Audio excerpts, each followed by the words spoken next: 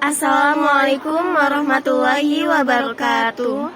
Halo teman-teman, kali ini kami akan menjelaskan tentang usaha pembebasan Irian Barat. Simak videonya dengan baik ya. Meskipun Irian Barat telah menjadi bagian atau yang tidak bisa dipisahkan dari Republik Indonesia, namun sampai peristiwa pengakuan dari Belanda kepada Indonesia, Irian Barat masih dikuasai oleh Belanda.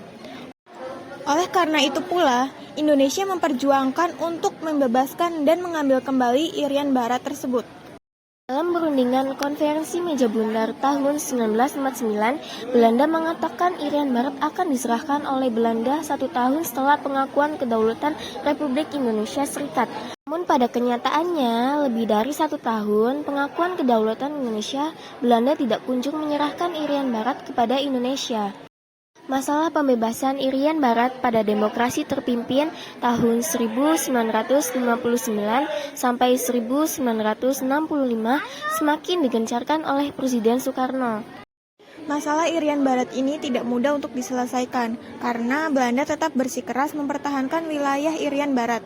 Oleh karena itu, segala upaya atau tuntutan yang dilakukan Indonesia terus mengalami jalan buntu.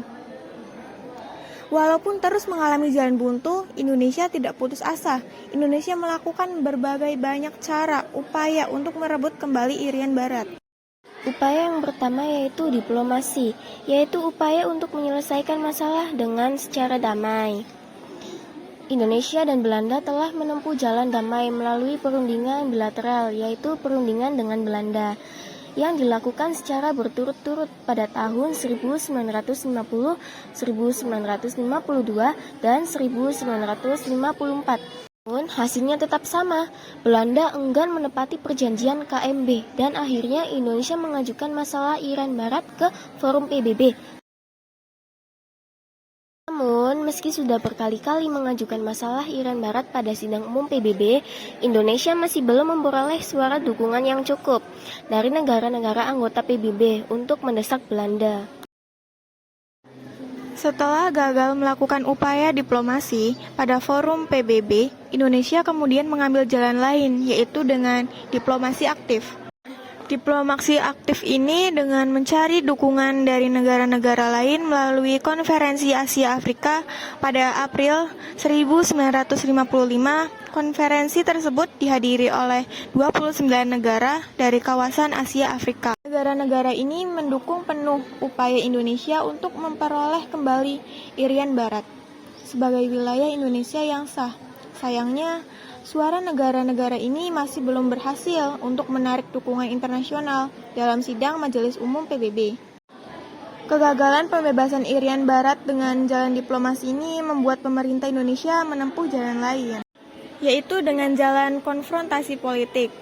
Konfrontasi politik ini diantaranya adalah yang pertama, membatalkan Uni Indo-Belanda secara sepihak berdasarkan hasil KMB tahun 1949.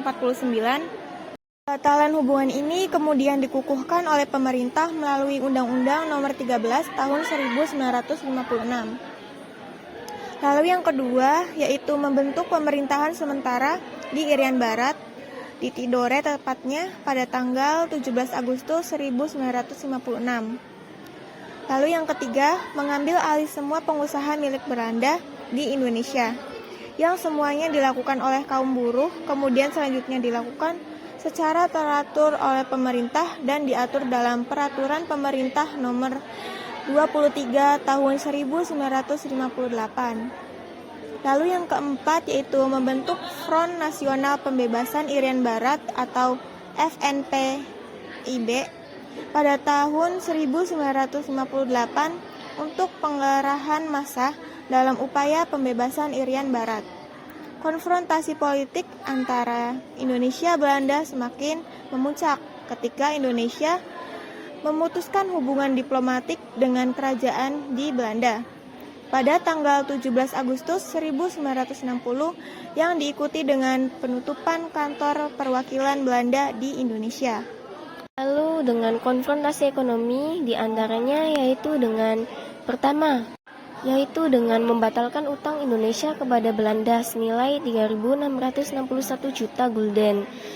Yang kedua, melarang maskapai penerbangan Belanda melakukan penerbangan dan pendaratan di Indonesia. Ketiga, memberhentikan semua perwakilan konsuler Belanda di Indonesia sejak Desember 1957. Yang keempat, pengambilan perusahaan milik Belanda di Indonesia dengan pengeluaran peraturan pemerintah nomor 23 tahun 1958. Yang kelima, pemindahan pasar komoditas Indonesia dari Rotterdam atau pelabuhan utama milik Belanda ke Bremen, Jerman. Saat hubungan Indonesia dan Belanda semakin memuncak, Presiden Soekarno berpidato dalam sidang umum PBB pada tanggal 30 September 1960. Dalam pidato yang berjudul Membangun Dunia Kembali, Presiden Soekarno menegaskan bahwa bangsa Indonesia akan memperkeras sikapnya kepada Belanda. Pidato ini membawa dampak kepada dibukanya kembali perdebatan Irian Barat di forum PBB. Wakil Amerika Serikat di PBB memberikan masukan agar Belanda menyerahkan kedaulatan Irian Barat kepada Indonesia melalui PBB dalam jangka waktu 2 tahun. Indonesia menyetujui usulan tersebut, namun dengan waktu yang lebih singkat. Namun Belanda itu menginginkan untuk membentuk negara Papua di Irian Barat tersebut. Karena cara diplomasi, konfrontasi politik, konfrontasi ekonomi ini gagal, Presiden Soekarno menempuh cara yang lebih keras. Ini pula sebagai dampak dari keinginan Belanda untuk membuat negara Papua di Irian Barat. Jadi, Presiden Soekarno ini akan melakukan berbagai cara apapun untuk mengambil kembali Irian Barat, yaitu dengan cara konfrontasi militer. Konfrontasi militer ini adalah upaya terakhir Indonesia dalam merebut kembali Irian Barat dari tangan Belanda. Dalam rangka konfrontasi militer, pemerintah berupaya untuk mencari bantuan senjata ke luar negeri. Upaya ini dipimpin oleh Jenderal A.H. Nasution sebagai Menteri Keamanan Nasional Indonesia saat itu. Pada awalnya, usaha pembelian senjata ini dilakukan pemerintah kepada blok Barat, terutama Amerika Serikat. Namun, usaha ini tidak membawakan hasil yang memuaskan. Kemudian, upaya ini dialihkan ke negara blok Timur, terutama Uni Soviet. Melihat perkembangan militer Indonesia, Belanda justru mengajukan protes ke PBB bahwa Indonesia akan melakukan agresi. Belanda pun memperkuat kedudukannya di Irian Barat dengan mengerahkan kapal perangnya ke perairan Irian Barat. Kemudian tanggal 19 Desember 1961 dalam rapat besar di Yogyakarta, Presiden Soekarno mengeluarkan komando untuk mengajak seluruh rakyat Indonesia untuk terlibat langsung dalam konfrontasi militer ini. Komando ini kita kenal dengan istilah Trikora. Trikora yaitu berarti Tri Komando Rakyat, yang berisi tentang gagalkan pembentukan negara boneka di Papua buatan Belanda, kibarkan sang merah putih di Irian Barat, bersiaplah untuk mobilisasi umum.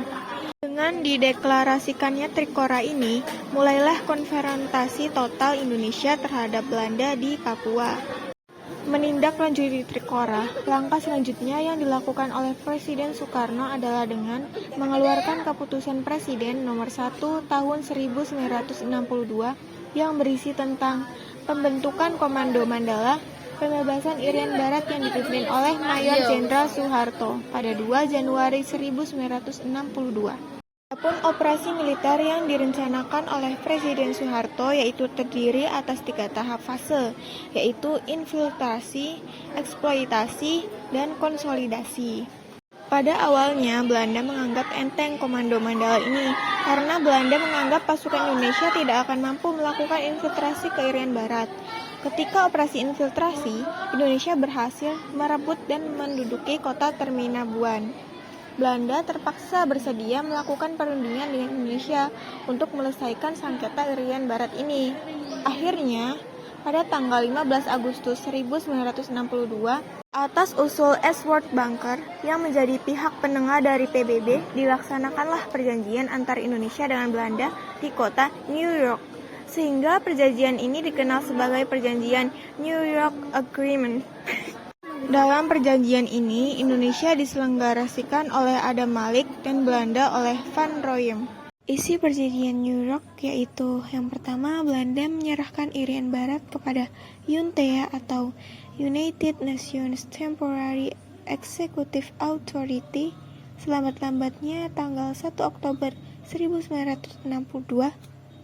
Kemudian yang kedua, pemerintah sementara PBB menggunakan tenaga Indonesia. Kemudian yang ketiga, Angkatan Militer Belanda kembali secara berangsur-angsur.